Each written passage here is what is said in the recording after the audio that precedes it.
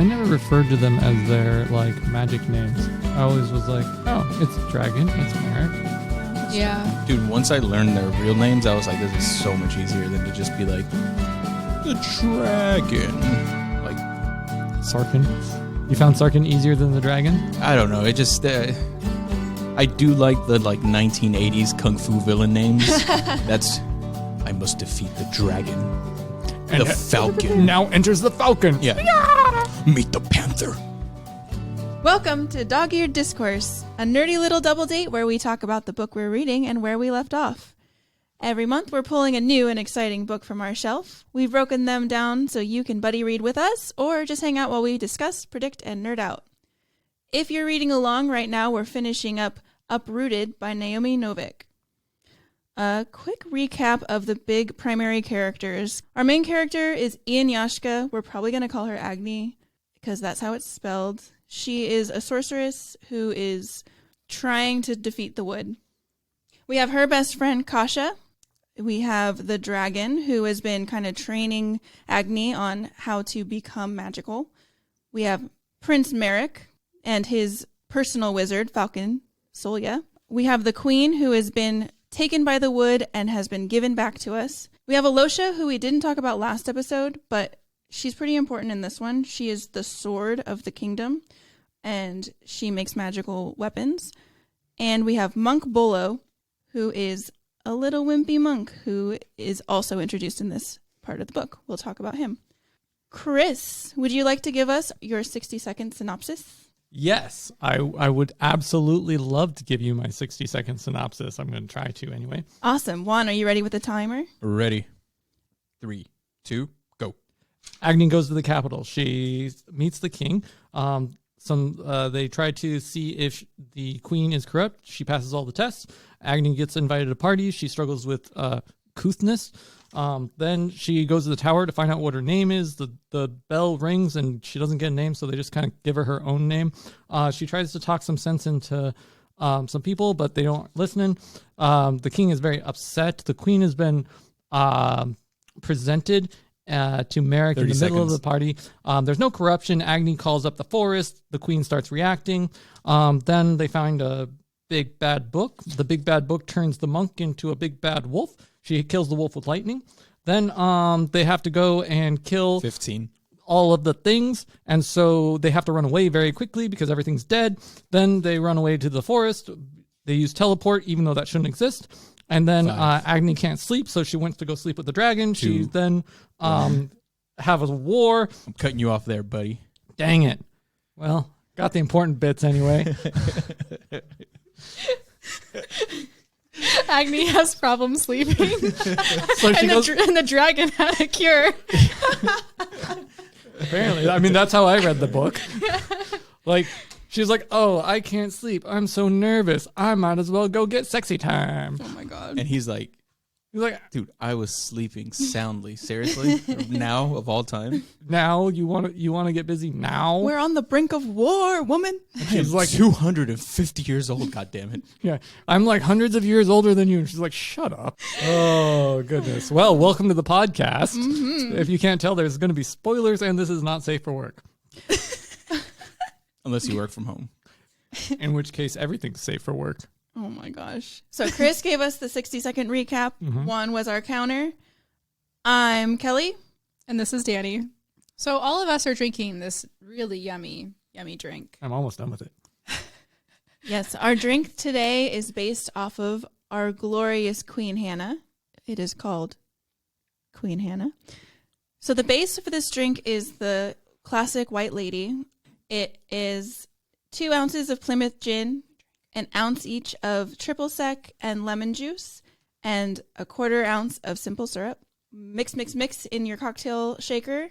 Pour it into, we're using champagne glasses. It looks great in a champagne glass. And then right before you are ready to drink your delightful, noble beverage, drop in a Luxardo cherry with a little bit of the juices to just infiltrate it with a little bit of corruption. It's delightful. This is a great summertime drink, and it definitely pairs pretty nicely with the last half of the book. Cheers, everyone. Cheers. Clink. So we were trying to remember what our predictions were for our last episode. I think my prediction had to do with Agni coming back, them getting together, defeating the wood, and them just like her and the dragon just like being together, and she was going to stay with him in the tower is kind of what I think. Don't quote me on it. It could be a little off. What about you, Chris? What was your prediction? Your prediction, if I remember correctly, was kind of happily ever after-esque. It tends to be that. Okay. Positive outlook. I like it. I wanted the woods to win. I'm opposite side of the spectrum. If I remember correctly, I wanted the woods to win. I wanted the dragon dead.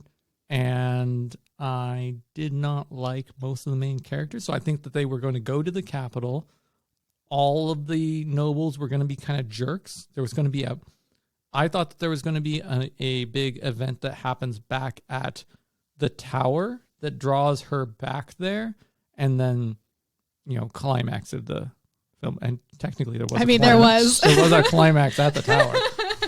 Well, I know for sure I very vocally do not agree with the relationship. Agni and the dragon get together. Beyond that, I think that I said that they would defeat the wood, but didn't give very many specifics as to how. It was more just a fingers crossed kind of thing. Juan, do you remember at all what you... I'm pretty sure that I would have predicted that they ended up together. Yeah. Because I'm a romantic, and I saw a nice, solid relationship forming between the two. Writing on the wall. The dragon gets stuck defending the towns from the wood that is rapidly expanding. And Agni goes to the castle, and you get to meet a bunch of people and a whole new cast of characters. And Alosha, which is one of the mages of court, I think she is really cool. I like her a lot. She's my favorite character so far because she uses blacksmith and like weapon building and creating along with her magic. So she'll like infuse them with like magic spells and stuff. And I just think she had the most detailed magic work that you could actually understand. I just thought it was badass. I'm like a fan of blacksmith and weaponry and all that stuff. Like anyways, so the fact that it was like infused with magic, I was like, oh girl. Yeah. I like you. She had a really cool magic set that she was going yeah. for. And like starting out too, she was like really suspicious of everyone. And you could kind of, at first I was like, oh yeah, that's annoying. And then I was like, wait, she's smart. It's smart to be suspicious, but my notes say specifically, Alosha, kind of a jerk. Oh yeah. At first she definitely was. She was kind of a jerk. But I kind of liked that aspect of it later when you learn more about her and you're like, okay. What I really liked about Alosha though is that our main character Agni is kind of going around the castle knowing it all. She is the magical one. She has gotten she got named as a wizard when she's like the youngest one basically ever too, with no experience. And so she's kind of like, yeah, I'm the best. I know it all. And then she meets Alosha and Alosha's like, yeah, but what do you actually know about anything? It wasn't antagonistic necessarily in the way that the dragon was. It was, no, actually, though, you don't know anything, and here's why. Yeah, other than these cantrips, what do you actually know how to do? Yeah. What use are you? So you have Alosha who's making magical infused weapons and working night and day to make sure that these weapons do exactly what she wants them to do, and is aware of how the woods work because Alosha is super old. She's seen a thing or two, and she cares more about her work and like the outcome of what she can do. She cares more about moving society forward than she cares about individual people, which is really helpful to the castle. It is. Whereas Agni is just... She only cares about her little group of people. Yeah, she cares about herself and her little cohort of like 3 people, and if it doesn't suit their needs, then what use is it? Yeah, she has a very limited view of the world. Exactly. It's her village and her 2 or 3 friends. Mm-hmm. Right, and I think that that kind of goes from the experience, like how much experience has Agni had in the world? None, and now she's got like none, and Alosha's got a lot of experience in the world, and she's just like, yeah, but in the long term of things, like your village is just a village. And it was telling when she was asking about like, yeah, what do you know? What can you do? And the fact that, you know, Agni was only there. She's only been learning magic for like a couple months. And she's coming in to be named as a magic person. And they're trying to test her. And this goes back to something we were talking about last episode, which was the different types of magic, like the sorcery versus wizardry. They keep trying to test her on wizardry. And she's like, yeah, but this stuff doesn't work. It doesn't make any sense to me. But I can cause an earthquake. And freaks everybody out. Specifically, Alosha was asking about the woods, though. And Agni gets very offended that Alosha thinks that she doesn't know anything about the woods. And Alosha points out that nobody in her town would even think about leaving, even though they're in mortal danger. They would never leave because the wood has lured them in. And they're completely under the control of the woods, which is basically this all-powerful being up until pretty much the very end. The wood has been having this death hold on this whole area for centuries. Yeah, and I think it's a good like parallel to the life of a tree and to a forest specifically, because it can take its sweet time plotting. It's like a plant growing awkwardly to reach the light. It's like, is it actually consciously thinking, or is this just what it does, like planting its little seeds? And a tree has hundreds of years to plan this out, where, you know, generations could come and go. That's kind of the parallel I saw between the wizards and the wood, where they also have hundreds of years to kind of watch slowly as this thing is, you know, putting its little seeds here and there to cause eventually just kind of tip the scales and set this plan in motion.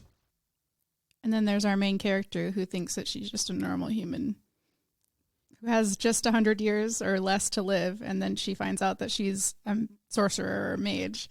And then now she is like trying to come to terms with the fact that everybody that she knows is going to die because she isn't going to die anytime soon. I think it was in that first initial conversation with Alosha where she was like, yeah, once you've seen a century or two, come talk to me. And she's like, what? Oh, I'm going to see a century or two. You know, she's kind of at that age where you think that you know everything. Because you're like, I'm a grown up now. And I'm sure now you can look back and be like, what an idiot. You thought you knew. And especially like, you know, she's been through a battle or two and Alosha's like, oh, child. And yeah, to realize then and there that like, not only can you not make an assumption about what you think you know, that there is hundreds of years of experience that is yet to come. So one thing I wanted to bring up that it keeps becoming a recurring theme in this book was because something is not immediately understood, it is not useful. And I think the biggest example of this was when Agni went to the tower to go find some books to help her understand magic more. And she talks to Father Bolololo, and he is basically like, yeah, no, we don't have anything similar to what you're talking about. I got rid of all that stuff because it was garbage. It's garbage. It's not real magic. And he takes her to the back room and he's like, yeah, here's where all the trash is being kept. Yeah. And she has to dig through it herself. And so it's that way with that situation. It's that way with a situation involving like Merrick. It's like, what can you do for me right now? Can I understand your use? No? Okay, you're not useful. Go away. And it's very apparent that a big theme in this is if you don't understand it, it's not possibly useful. The dragon was doing that in the first half and this half. What do you all think about that?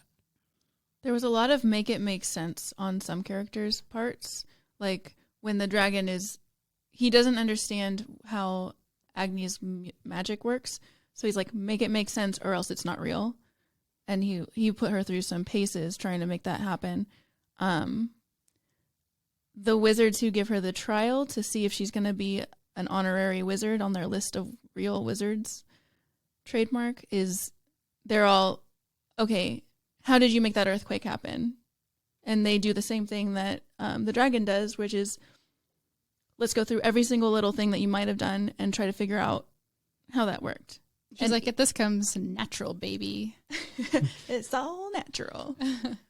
But a lot of the less magical. So the magical characters seem to at least try to figure out. But they do have that caveat, like you're saying, where if we can't figure it out, then it's not valid. But then you have characters like, I think actually Monk Bolo was magical. He's like a low level wizard, right? Yeah, he was a wizard, and he figured out that he was a wizard because he had been like cataloging books for 40 or 50 years and realized he wasn't aging. Came over the Dewey Decimal System. I'm a genius. Oh, actually, It only took him 500 years. Fun fact, that almost was some part of our podcast name. What was it? Yeah. Dewey. Oh yeah, Bolo. Bolo was The Bolo babes. And then the boys joined. The Bolo boys. Actually, reading this was kind of funny. I know they kind of went a little overboard with everyone just like not believing what Agni knew to be actual truth. But I think most women can relate to this, where they have a way of doing something and the men have a different way of doing that same thing. And for some reason, we each believe that there's only one way of doing things in life. And then you're like, okay, I'm going to do it this way. So I have a specific example of this. And this just recently happened. So my husband and I just got a new camera. And we were putting the shoulder strap on the camera. And I did the left side and he did the right because we were in a hurry, because everything I do is in a hurry. And so and we look at the strap, and the little extra flappy thing was on the outside on my side, and it was on the inside of his side. And he's like, how did you get it on the inside? And I guess it's kind of hard to explain over a microphone, but it worked. Both of our sides worked. It held up the camera. You could put it over your shoulder. But the fact was, you could lace it differently. And he couldn't believe it. He was like, how did you do that? And I was like, how did you do that? I didn't ask how. I said, why? Why did you And then I said, why did you do that? Why did you do it that way? Because we both thought we were like, right. So I redid his and did it my way. It's so funny when you were like, you know how men and women just do things different? The entire room got super tense. Everybody's face just went from like regular conversational to like, yeah, you're right. It what doesn't is make about sense to happen? what are we going to talk about? at all. And I feel like this is, you guys are just like, I don't know, I can't remember, wizards, and we're just sorcerers. I mean, there's just a different way of doing things. We just do things in a different magic system. Yeah, it'll happen. Don't worry. It'll all get taken care of. And we will never be able to understand each other. You know, it's funny. They did touch on something that I want to bring up now, because part of the magic system in this world is that it always works better if there's one of each kind.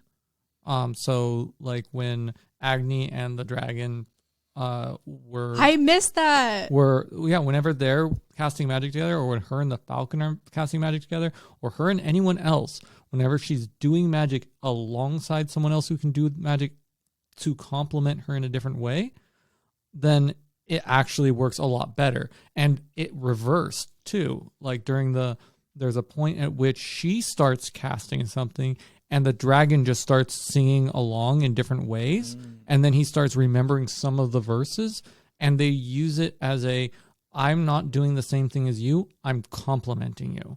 But that's actually a really good observation, and something that I didn't even think of, the compliment between like raw power and someone that is completely disciplined, to just be like in the compliment between the two, how those two things, like somebody Who's who in this relationship. Somebody can channel something precisely, and somebody can provide the raw power for something. I don't know. Yeah, Something along those lines. That's kind of why the dragon was bringing girls to him anyways, right? So that he could channel their power. Well, he wanted to siphon the connection between them and the woods, and to use that to weaken the woods. I had a question about that. Okay. What about the men in that town? Couldn't he have done that as well? What's the difference between women and men of the wood surrounding? It did touch on it early on, that he liked he likes perfection, and it was aesthetically pleasing. He said that he could do it with anybody, but he needed somebody, so might as well have a good servant. Oh, they they did something else in this book that was very similar to Face Like Glass, which was the court/nobility parties say the wrong thing, you'll get assassinated. Well, they didn't do the assassination part on this one. But it was really important. Like character assassination. But it was an entire chapter, but only one chapter. They did it here. On the other book, they did it a lot. Where does that come from? I see it so much in so many fantasy books. Does anybody know where that originates from? I don't know the history of it, but it's probably because they have so much time on their hands and they're kind of like celebrities and they have so many eyes on them that the more they have to pay attention to every single minute that they're in the public eye, and they have to demand attention by being interesting. Okay. One thing that I made specific note of was that, like, the paranoia and posturing. Everybody is paranoid and everybody is posturing. There's always like jockeying for position. And it wasn't even like, at least from what I could pick up, not even just the nobles, but it was obviously the nobles, where something, I can't remember the character, Alexia, the one that takes notice of Agni immediately, and she's like, "Oh, you should come with me to dinner," and it's basically like, what is that movie, like Dinner for Idiots or something like that, where he's like he's like, "Oh, you brought me here to make fun of me," like it wasn't, and then she picks up on that immediately, and it's like, so she unintentionally like retaliates, and everyone around her is like, "Oh, good job. Now you have like a leg up on her," and she's like, "I don't want any part of these games." Yeah. But it's also like the neighboring like kingdoms too. Oh, Everyone's these people, jockeying for yeah, power. everyone is like hyper paranoid, and there's this like uneasy peace between everything because they're just literally waiting for somebody to drop the ball. You know, the neighboring kingdom is waiting for Marek basically to split his armies so that then they can come and attack. So he's like, well, we can't just go and attack the wood because they'll come and attack us. So we need to take like one of their flanks, conquer that area, and then we can attack the wood. And then the wood is doing the same thing. It's kind of like pestering people to be the catalyst for something, and then it can attack everyone while they're sort of bickering and fighting with each other. So it was the whole thing is just like, man, this is exhausting. So do you think this is like an analog for like the slightest wrong move can spell disaster? Yeah. And I think it's like that, what you were talking about, how like specifically with nobility, where they're just, if you say the wrong thing, that's whether they literally kill you or whether you're like your character is killed. It's like every little thing everything you do is significant and being looked at and watched, and somebody's just like, oh, I'll put a pin in that because later I can use that against you, or whatever the case may be. I kind of feel like they might have added that whole chapter in order to point out how different Agni is from everyone else. Although she did a pretty good job of letting us know that Agni does not fit in this society. Even without that chapter, I think that was kind of the point of it, though, is that she had to reject the Falcon's. The Falcon offered to help her over and over and over, and he was like, these social situations are not easy to get through. I know how to maneuver them. I can help you. And she was so, I can take care of myself, that she refused his help, even though, from my point of view, it was pretty obvious that she was going to need somebody to walk her through this. She hasn't ever seen a crowd before. So for her to expect to walk into a party and know how to interact with nobles seems a little naive, but she's not 12. You know? Yeah. I feel like she's like, I've been to a shindig before. We take our shoes off and dance in the dirt, right? Yeah. I was lined up at my 17th birthday for a dragon to pick me out of the crowd. So. For a girl giveaway. Yeah, so obviously I know what I'm doing, but she clearly didn't. And it kind of got thrown in her face with that Lady Alicia thing, where she went into situations, she had no idea what to do, she had no idea how to talk to anybody, and she refused all help of people that she actually knew, and she paid for it. It set it up so that she could figure out that she can walk through walls. Oh. Because I can't think of another situation where she would be like pushed into that, like, Was that when she first did it? Oh. wasn't she running away or something? Yeah. Because she like made fun of Alicia lady and was like, She got "I all need to get out of embarrassed. here," because then also other people were like rooting for her. They're like, "Oh, she's never gonna show her face again, or at least it's gonna be like another week until she comes back." her. And I think they Yeah, she's and like, she was- I don't want any part of this. She's like, "Oh, I don't want to be a part That's of not what I this." was trying to do. Yeah, and I think she ran, and then she couldn't escape or something. So then she Literally just like, backed into a corner. yep. And then she's just like, "Well, I'm out," and then just like walked through the wall. And then she learned that she could do that, and she ended up doing that again later. Only you Oh. could really do that. Just like, Right. you know what? Never mind. Bye. So that actually Wallflower. the walk through wall thing, because I think she walked through the wall and then the Falcon's like, I don't know what you did there, but I can help you out and blah blah blah. Regularly she does things that are quote unquote impossible in this world, right? There's a bunch of stuff that she's able to do, that are according to other wizards impossible. Far seeing, far communication, teleportation. It runs the gambit. It's kind of interesting on that one.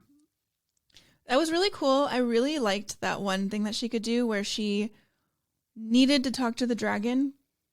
So she just like envisioned that she was in the library with the dragon, and she pulled his consciousness into the library with her. Yeah, And so that was neither cool. of them were physically there, but she pulled both of their awarenesses into this one room that was familiar to both of them. That was so cool. And the dragon was like, the hell? Like, how did you do that? What are you doing? What are you What? doing to me? What now? Yeah, that's It's like exactly the what he was second time he like. got pulled in, he's like, oh, what now?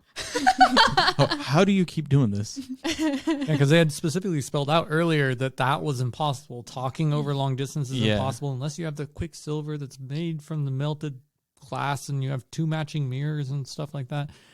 And she did it, like, because she's like, I need to. And it was like she melded the areas together, right? And I thought that was really cool. It was. And because of that, that's also how she teleported, right? It's the same basic concept. What she did was she meshed the 2 spots together to the point where the dragon could literally pull her through the illusion. Oh, okay. And I thought that was cool. And I put down like we need to talk about teleportation, but we don't really need to do that. There's lots of different ways to do it. You make a portal, you make a thing, you merge 2 places together. Juan and I were talking about this. We were on our way to IKEA, and I was like, okay, so what would be easier, teleportation or going through portals? Because I was thinking of like Star Trek and versus like Futurama, where they like get into little tubes and like, and like all, like I was just like just space stuff in general. And we were like actually having this conversation where we're like, actually teleportation would be really, really a bad idea. Because your particles would dissolve, and there's no way that you're going to be the same human being wherever you go to, like made up of the same you. There's no like promises. Versus if you just hop through a portal, you might get like car sick or something. You might get sick. There might be like other things, but you're still your being is still the same whole thing that it is. It's just your surroundings are changed. Maybe your atmosphere, maybe the chemicals. You bend space in a way that you can get from one point to the other without having to go through that space. Where the other one is just basically all your atoms are ripped apart, or they take a scan of you. And I don't know what they do. They just blow you up. Dissolve the other parts of you. reassemble you somewhere else. And they're like, cool, there's just one of them, right? All right, cool. It's the Prestige versus Interstellar, Yeah. right? Because Interstellar, they go through a black hole, which is like a wormhole, and they do a really good representation of that. And then the Prestige, he just keeps making duplicates of himself and hiding those elsewhere. Spoiler alert. I don't know what any of those things are that you just said. Movies. You can watch okay. movies with visual representation of both of those types of travel. What are movies? Oh, no. Just kidding. I feel like this book would actually make a pretty cool limited series. Like a lot of stuff happens that would be really neat to be able to visualize. Mm-hmm. I'd want to be done by like the BBC. They would do a good job of that. Yeah, because like they do the Terry Pratchett books and stuff like that, where it's like okay. 2 to 4 like 1.5 hour the miniseries episodes, 1.5 hour episodes. And yeah, I mean they're long, but they are definitely closed. They're not like, oh, there's a sequel.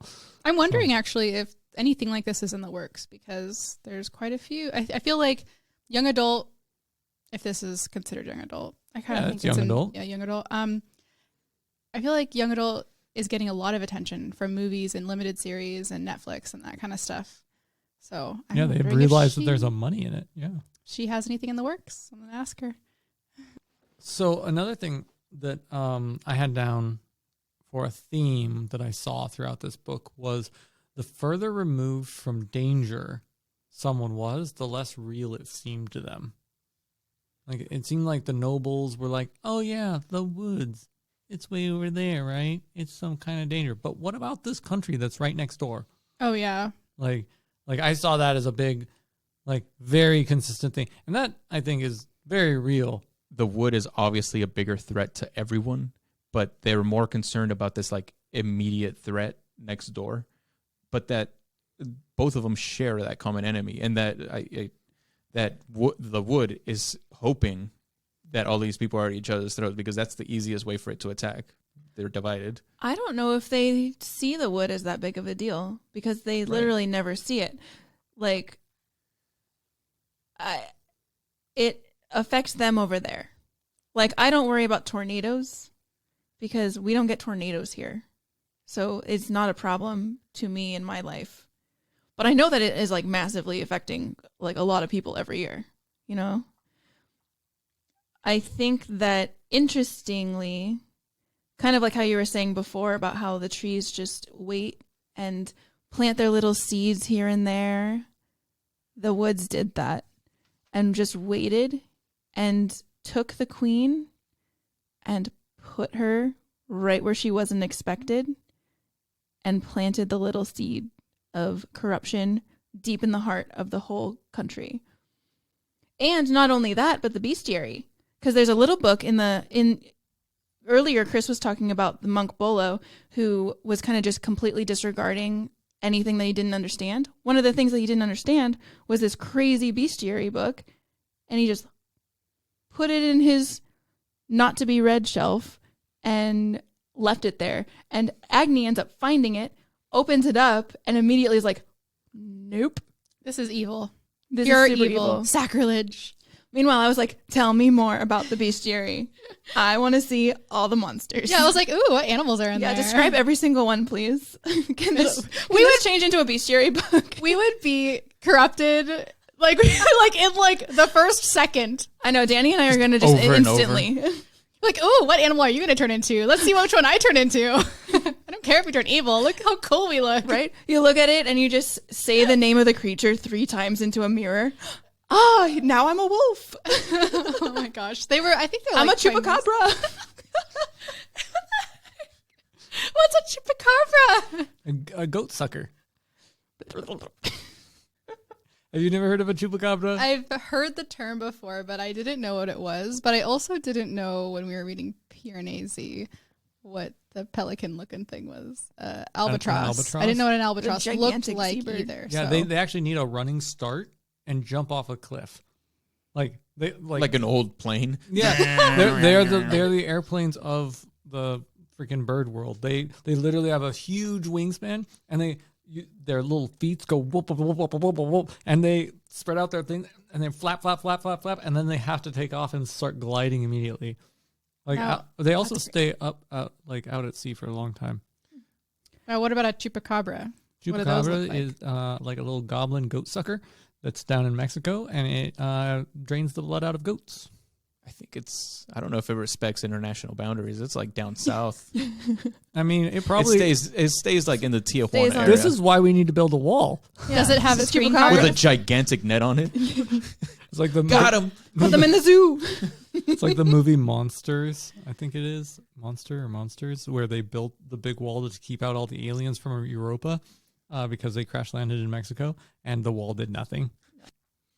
One thing that I've also thought was really interesting, because you keep mentioning Witcher, and this keeps, Like in every episode. It's cool because Witcher is also kind of based on all of these Polish myths and stuff like that. One name that keeps getting repeated over and over and over is Yaga. Yaga.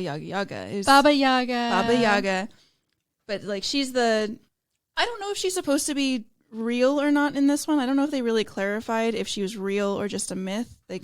I feel like it kind of got left up in the air as to if she was real or not. But the comparison being, though, is that Agni uses a lot of magical methods as the famed Baba Yaga.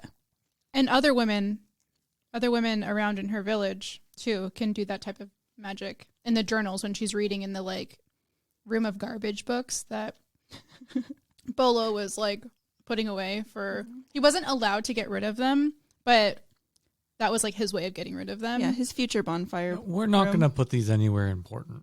Yeah. Like, we're going to put them off in that other room where they aren't going to be seen. So, yeah, I did think that was interesting, too. Is this a type of magic that can only be done by people that are somewhat corrupted? Not, like, corrupted, but, like, have an influence... Like, the wood has an influence over them. So, like, the towns that are surrounding the wood, is it something where it's a type of magic that only they can do? And that's why the court and the people of the cities don't understand it and don't know it, because they don't know the country folk that well. And also they are so removed that they have a different type of magic. It might be because Baba Yaga, like, historically speaking, is basically supposed to be the personification of nature. And she's like the grandmother witch. She's kind of a neutral character, kind of ambivalent, whether she's good or evil, kind of more like a trickster. She's a magical hippie. Yeah, kind of. The Jesus figure right there, magical hippie. She's always described as being this supernatural, kind of deformed, ferocious woman, which is kind of how Agni keeps being described, because she's not very attractive and she is very woodsy. Baba Yaga, like, dwells in the forest in a house that is on chicken legs, which is delightful. I love that. I don't know if they ever say anything about chicken legs in this book, but I wish they would have, because how fun. Like, as I was kind of, like, thinking about the different ways that Baba Yaga gets portrayed, it's the basis of Hansel and Gretel. And this story is basically like a more complicated version of Hansel and Gretel, where the woods is trying to get you to enter for its own purposes. Like, and it absorbs them into the houses, aka the trees, and, like, uses them as power. And I just thought that was really interesting. So Baba Yaga, the mythological being, is kind of an analog for both the woods and for Agni. So they're, like, basically just two sides of the same coin, which might explain how she's able to kind of process the magic in a way that's different than everybody else. I did see a big parallel between Agni and the woods, especially in the part where she gets her friend back, when she goes into the woods to get her friend back. And when you find out the backstory of the wood, where it's just rage.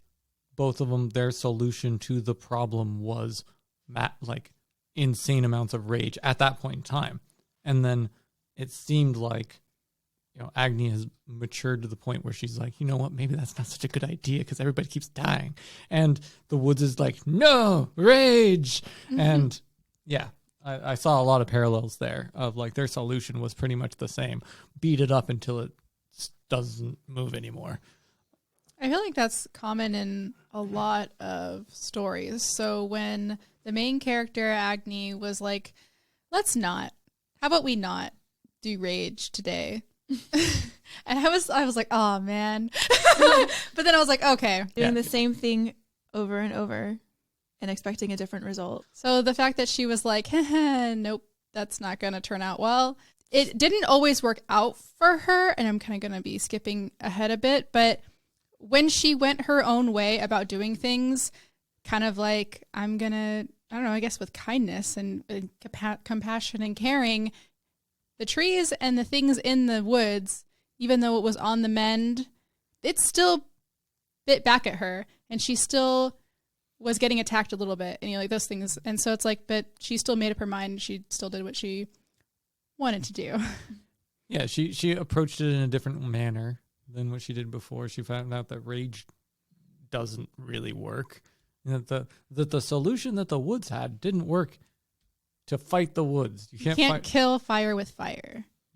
One thing that Kelly had mentioned, which was this like Baba Yaga representing the wood, right?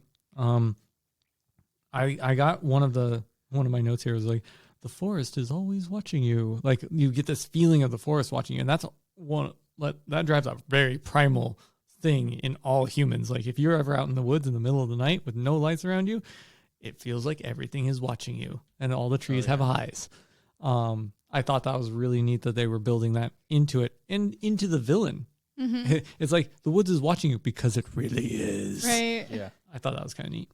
And and not only is it watching you, because it is all around you, but it's also underneath you. Like those little tendrils and roots that are growing, you can see what's above, but it's also below, and it's growing everywhere.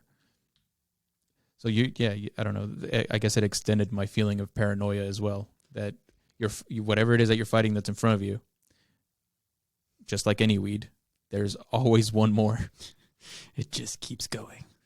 For the heart trees, were they taking over any sort of person that was caught in the wood? Okay.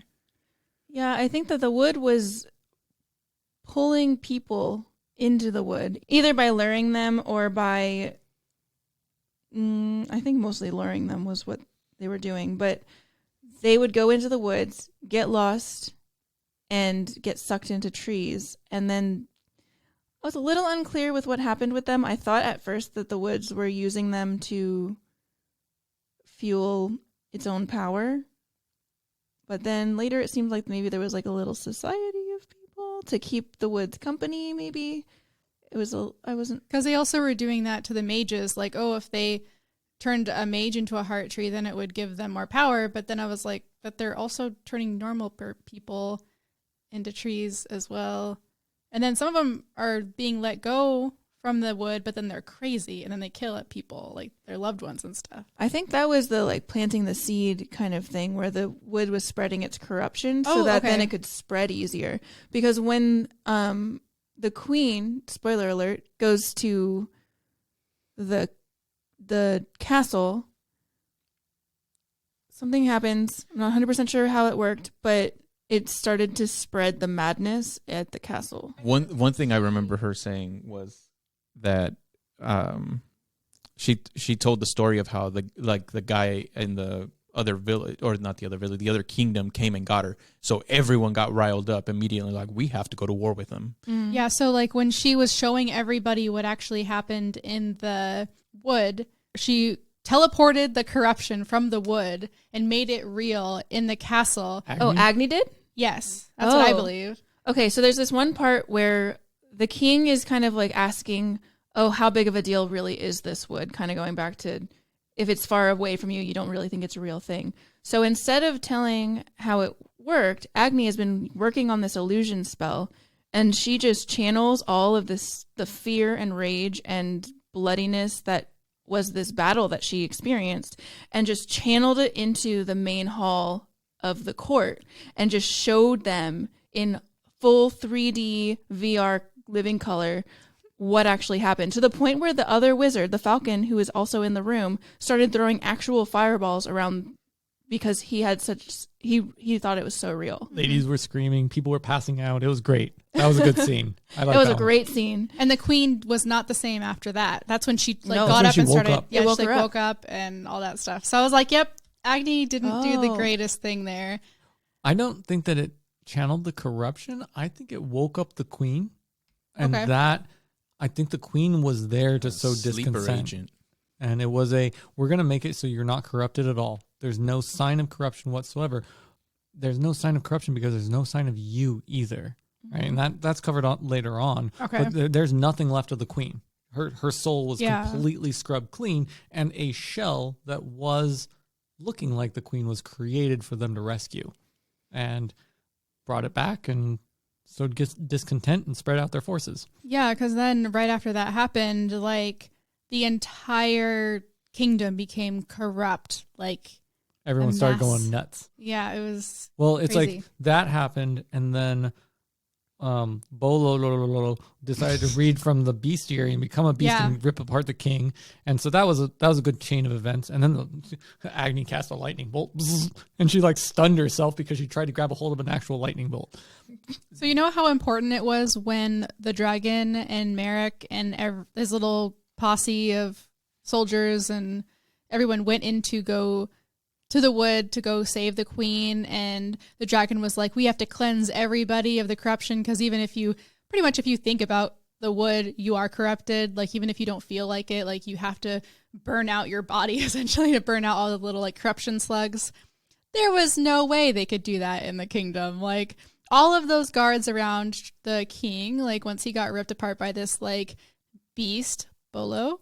Yes, thank you, Chris. You're welcome. And like, everyone would have had to have been purged of this, and no one was.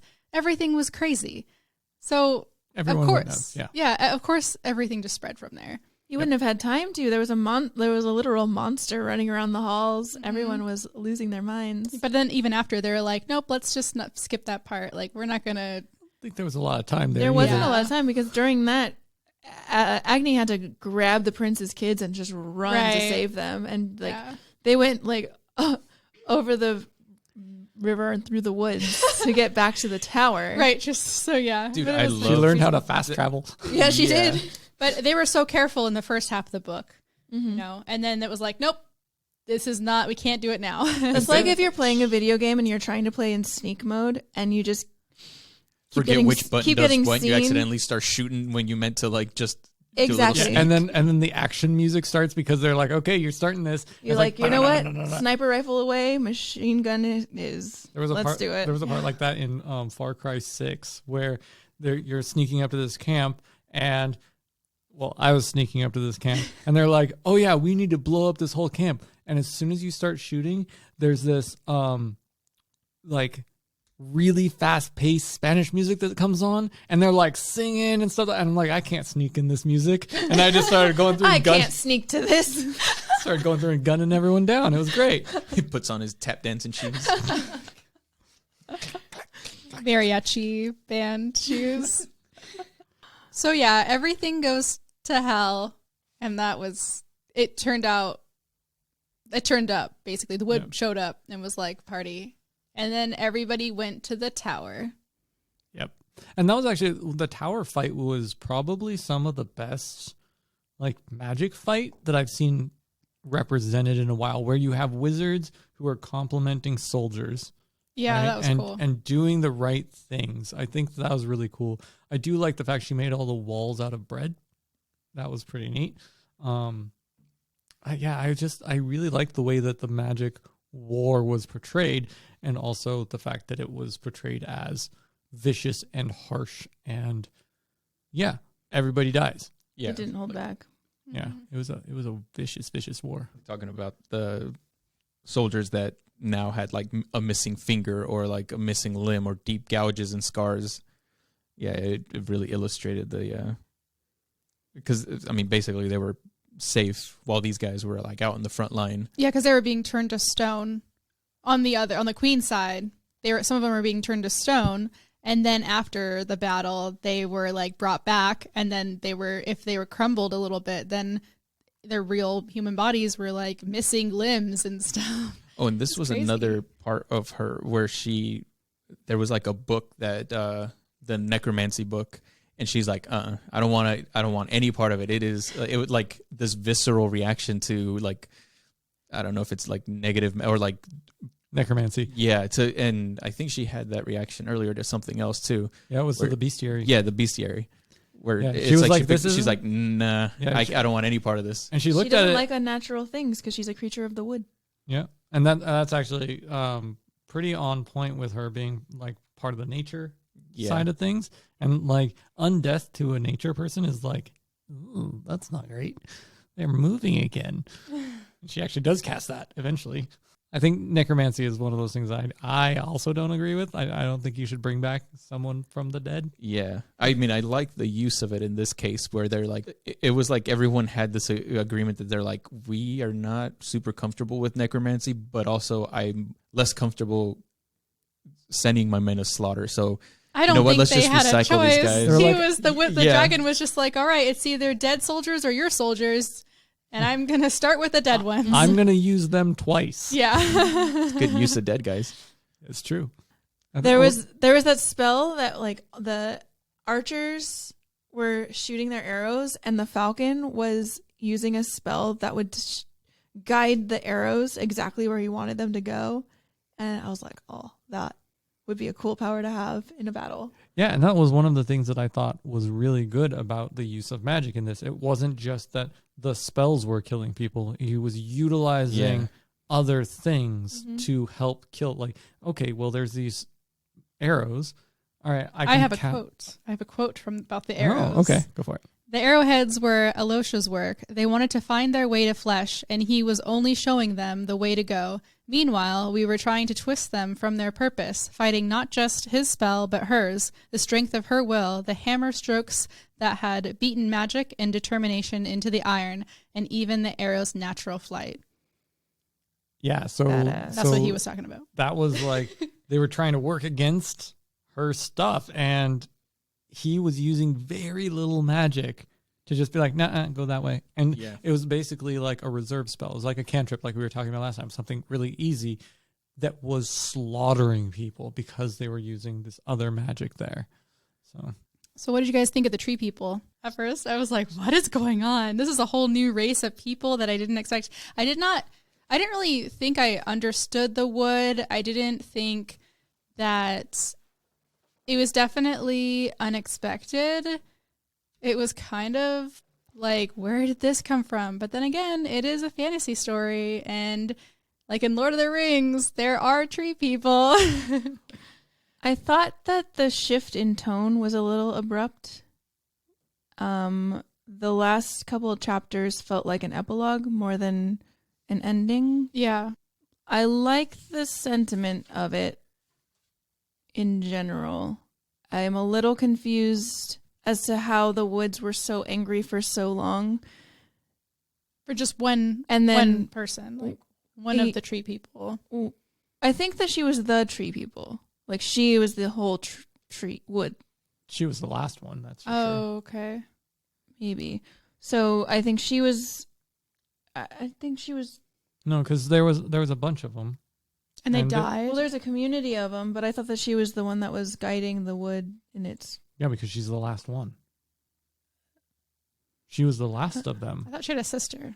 Right, the sister's the one that got killed. The sister, But her memory was still in the wood. right, because she took the whatever body other plane. and put it into the thing, and it fell asleep and turned into A purgatory of some sort. and then she's mad at the other people for taking the sister away, and that's why she's killing them forever. And she wants revenge by killing everyone who was a descendant of that king, which is all of the people in the valley. That's what I took out of that. Okay. I thought it was interesting that there was a history of the tree people because the tree person was getting married to a noble of some sort of nobility, but nobody knew, it was never mentioned, that there was this other species of tree people ever. Yeah, because back in the first king, the one that the tower is built on, the people from the tower, they had that wedding, and then of one tree person and the king dies, they bury the tree person with it, right? And then all those other tree people became the heart trees, the original heart trees in that calm grove in the center of the thing. All of them turned into that. Angry lady goes, grabs her sister's body, brings it back, turns it into a tree, and is mad and wants revenge. Okay. Because they started coming in and burning down all the heart trees. That was a whole chapter 31. And it was, in fact, very jarring going to that. Yeah. The only thing that was because the queen shoves Agni into the tree. Right, and that's how she learns all of this, and then she busts her way back out. I was also jarred by it, so I'm glad I wasn't the only one. It was very abrupt. Okay. I had this problem a couple of times actually, where I had to ask Chris, wait, but I think there's a page missing from my book. I thought that she got pushed into the tree, into the tree world.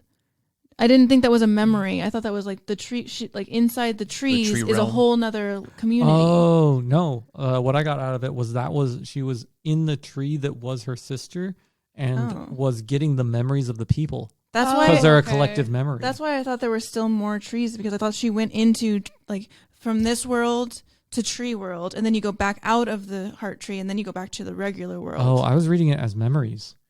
I was reading it kind of maybe a mix of it. Like it is another realm, but that's Yeah, where that's why all I said of like this like purgatory. It was like it's Yeah. another realm, tree world, I guess. I read but it where as it's this was like- their afterlife. But right, yeah. Well, there's just like this imprint of whatever it is that occurred, Oh, I thought but they were it's like trapped there. in a like alternate dimension or whatever. Like it's a place that you could accidentally wander into and be like, whoa.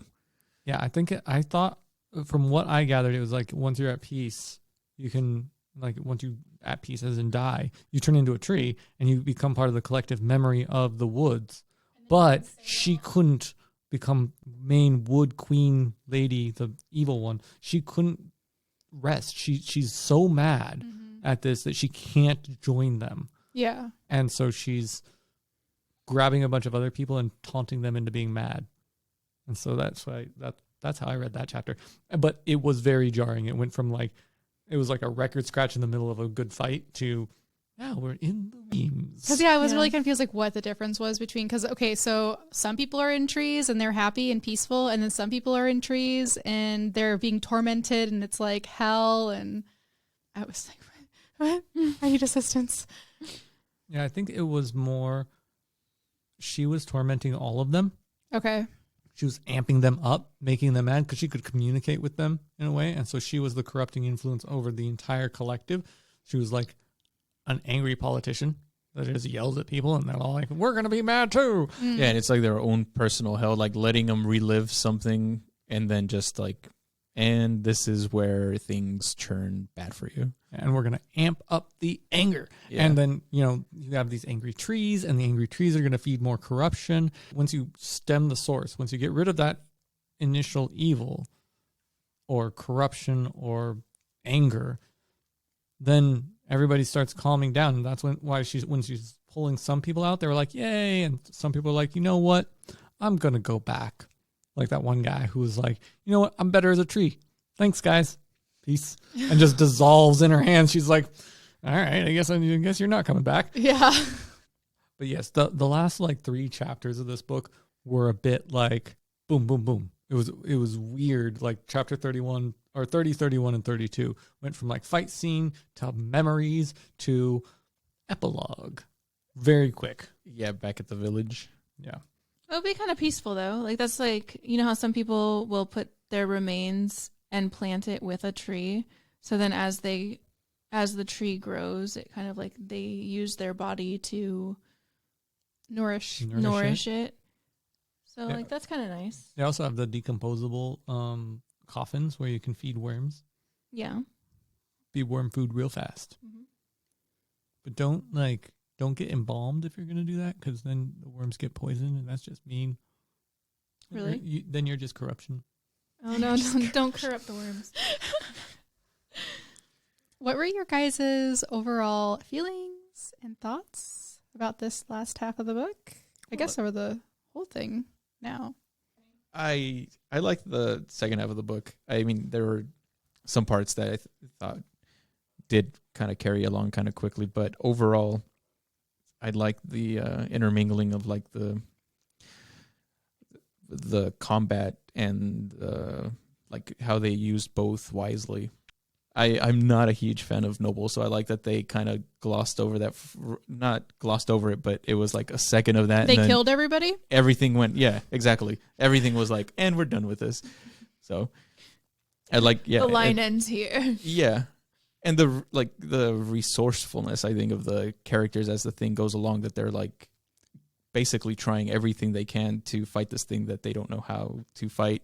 And I don't know, to me it seemed anyway that there wasn't even a clear definition of what this thing was.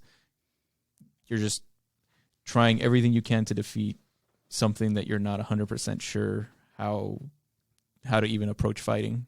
So, yeah, I think I enjoyed it. What did you think? I thought that there was really good use of magic in this half. There was a lot of really good elements to the story that I liked. I'm also glad that they glossed over the whole nobility thing. I don't like that in books as much. I did like, a lot of the battles, a lot of the concepts of what the wood is and why it's mad. I think that going between the tower and then over to the kingdom and then back to the tower felt a little like rushed. Everything in this half of the book kind of felt a little bit rushed. Yeah. And it felt a little like they were trying to play on a bunch of ideas that they had, that the author might have had, like really, really rapidly and trying to fit in a lot of stuff. I like all the ideas, and I enjoyed the book, but I probably wouldn't reread it. I really liked the second half of this book. I thought that more than feeling rushed, I thought that it felt very cinematic, and it felt like it went at a pace that a movie would more than a book. And for me, that was fine, because that's kind of how I read books anyways, is as if it was a movie. So it was kind of fun to see. In my mind, I'm like creating all of these, like, what would it look like to find a bestiary and then to have your monk turn into a monster? What did that look like to have the tree come out of nowhere?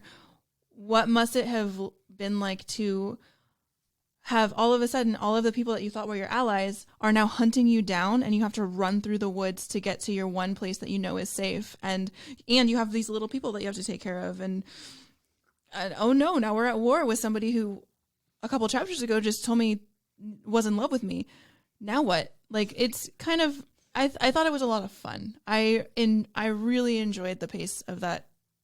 I can see how you wouldn't, but I really personally enjoyed the pacing of it, because it felt like, oh, it's hectic. We gotta go now.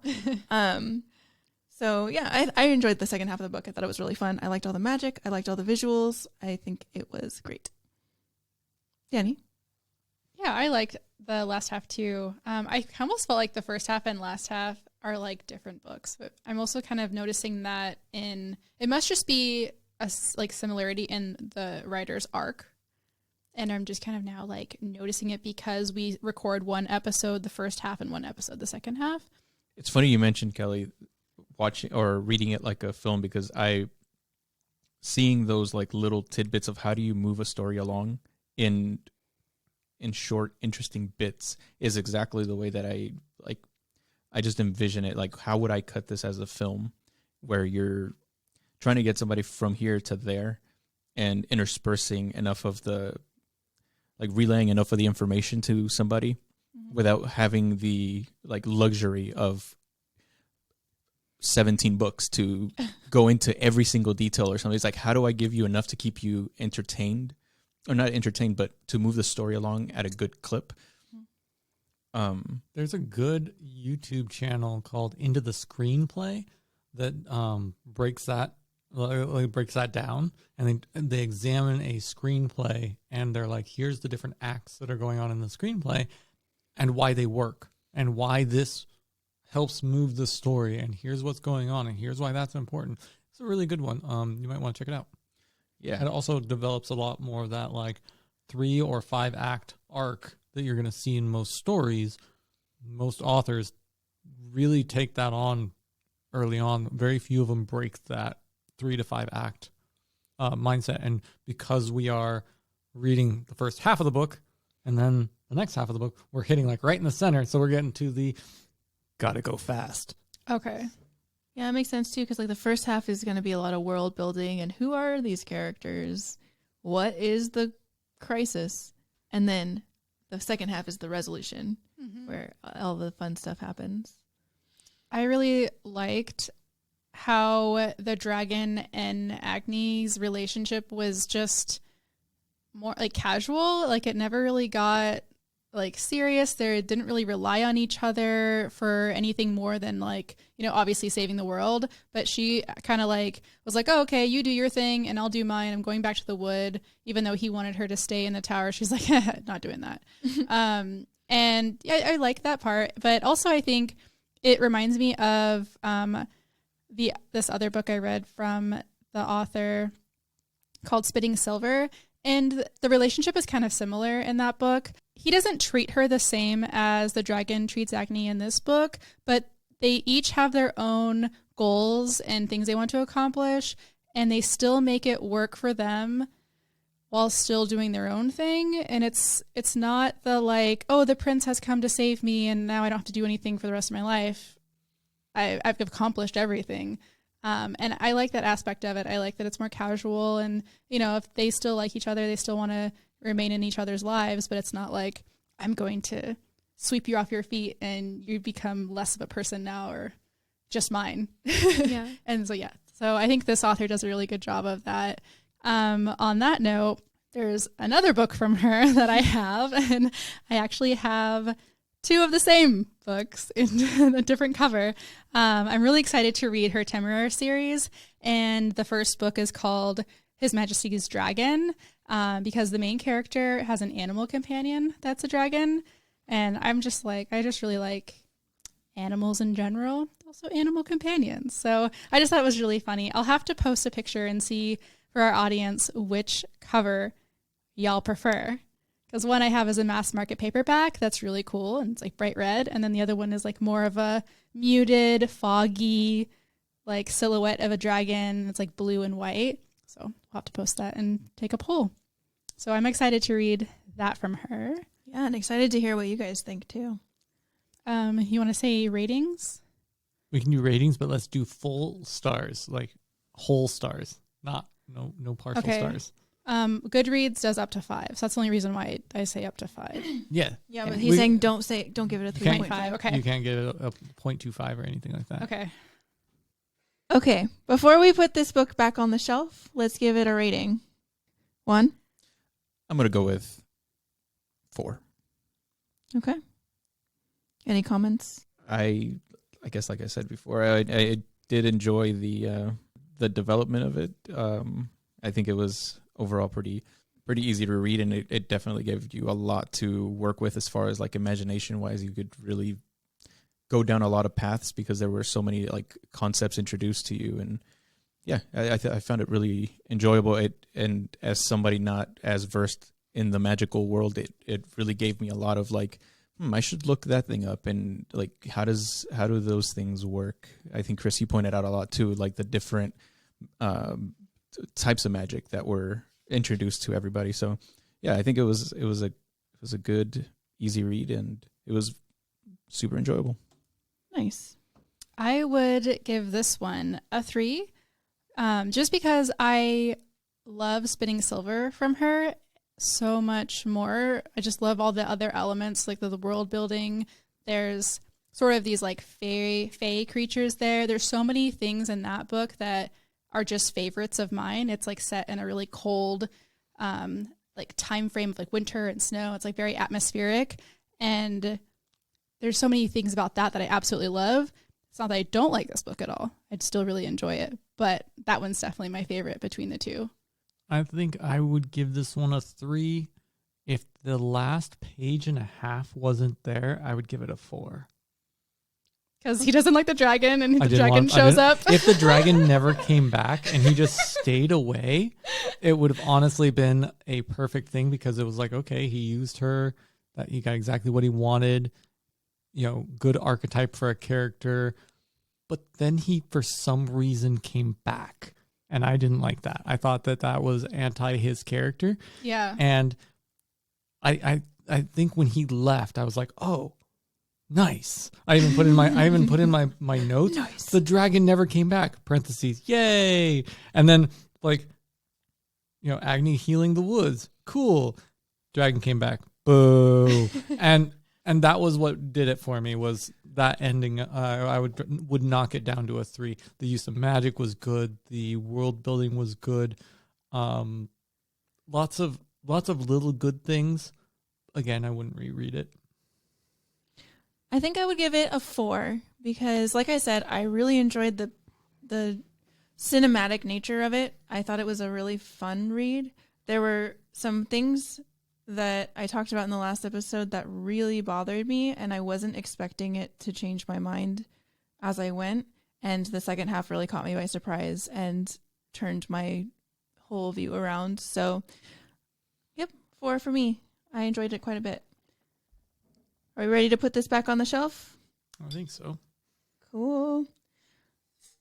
Just out of curiosity, how has your guys' reading style changed over the last couple of books? Do you feel like you're getting more out of it? I know that I'm reading the books more for themes. I'm paying a lot more attention to what's going on than just paging through it. It's, it feels like I'm in a literature class kind of, because you're trying to read for like, okay, what is the actual content of this and how does it relate to a bigger picture, to a bigger theme? I'm saying themes a lot, but it's true. I would say that for me, it almost happens subconsciously as or for myself anyway, you start to realize that what you take in from the book is a little bit different. It starts to change as you, like one thing I have a huge issue with is remembering characters' names.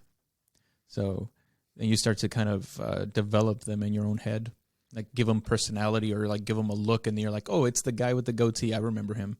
So just little things like that. I think your brain starts to process information a little bit differently. And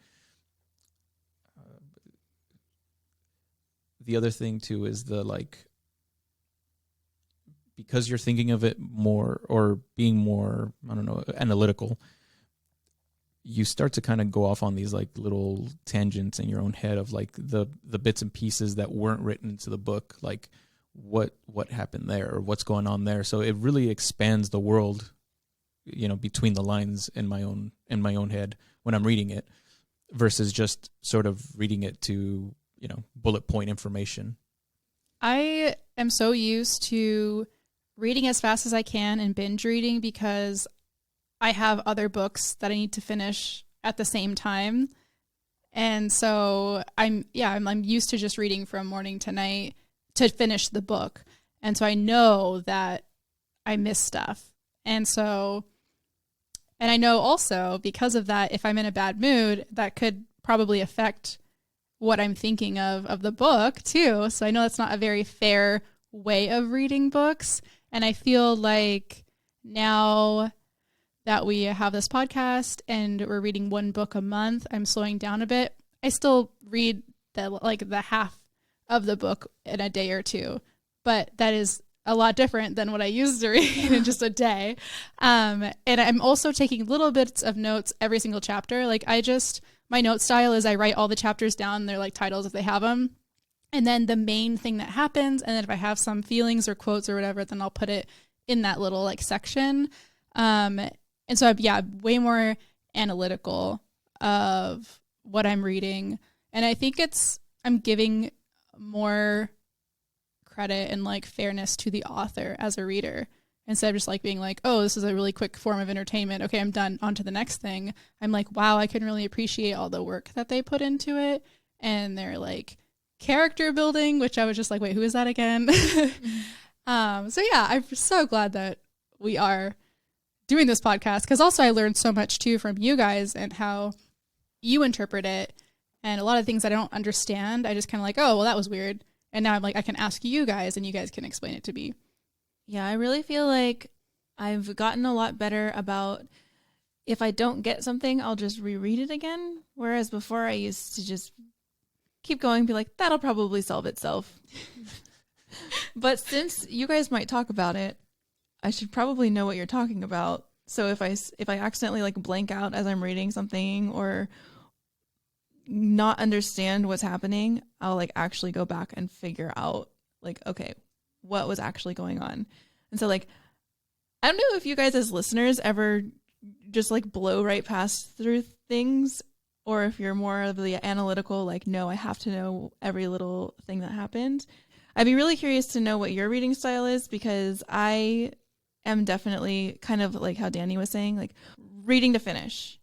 And now that I'm reading to read it, I'm actually... You're reading for comprehension? Like we're going to take a test afterwards? We are, kind of. Yeah. How much do you remember? Right? I just want to make sure that like I'm able to speak intelligently on the things that I'm talking about. And kind of like how Juan was saying, where you get concepts that maybe before you would have just been like, oh, that's a cool thing. But now I'm like, I'm looking up Baba Yaga. Like, I want to know more about this character. And it turns out that lore is actually really cool. So if you don't know anything about Baba Yaga, I recommend looking it up. This book actually has a bunch of really interesting myths that I did look up that I think you should also look up. She did a lot of work on this. And it's really nice to be able to read slow enough to appreciate it. To retain enough of it to ponder. Yeah, now I can ponder aloud and sound like I know what I'm talking about. So that book's on our shelf. We're pulling out the next one. Our next book is going to be The Last Unicorn by Peter S. Beagle.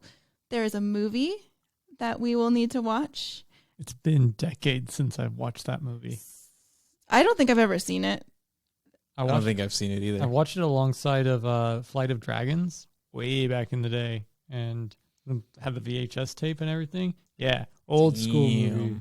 We will not be watching the VHS tape because none of us own a VHS player. What year is it?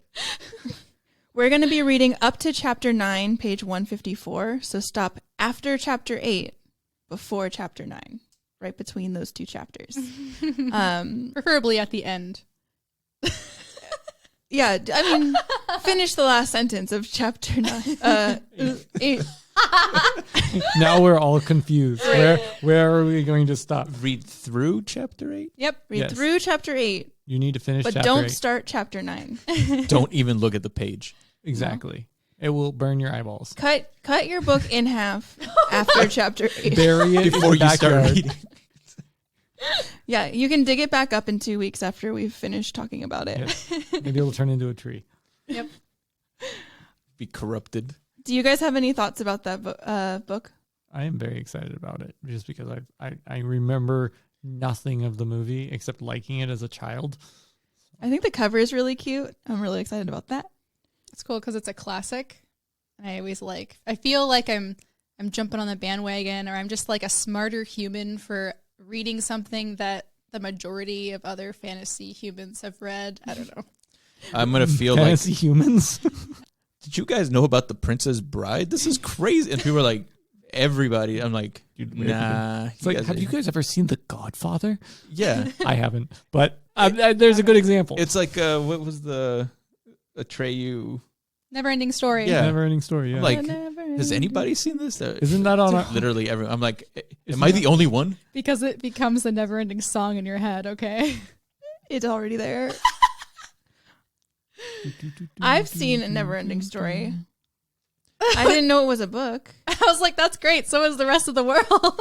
Didn't one just say he's never seen? No. Like all these like classic How did movies. you know Atreyu's name then? I don't know. I thought, is Atreyu the horse? Yes. Okay. No, it's Artax or... I was so wrong. Atreyu's the guy Yeah. who rides the horse. Yep. I still... He's going to be at Crypticon, actually. I'm like, there is we'll no see. way that Atreyu is not the horse in my head. Artax. Does the horse respond Atreyu No. when he's sinking? No, What? Atreyu's the... He doesn't plug in like the Avatar. All right, everybody in that movie is now Atreyu. Even the turtle. Yeah. I love that Even movie. Star Child. Especially Star Trek. He's now Starboy. He's Starman. I thought Star Child was the princess. It's No, pronounced this is Patrick. Starman. No, this is Patrick. Okay, well, if you guys have any double date night ideas, we have a jar going. You can add your ideas to the list. Make sure you give us your @ and we will call you out when we draw it, and then we'll call you out again when we go on your double date. Buddy read with us on GoodReads and Instagram at Dog-Eared Discourse, or view our reading schedule for the year on our website at dogeareddiscourse.com. Thanks for listening.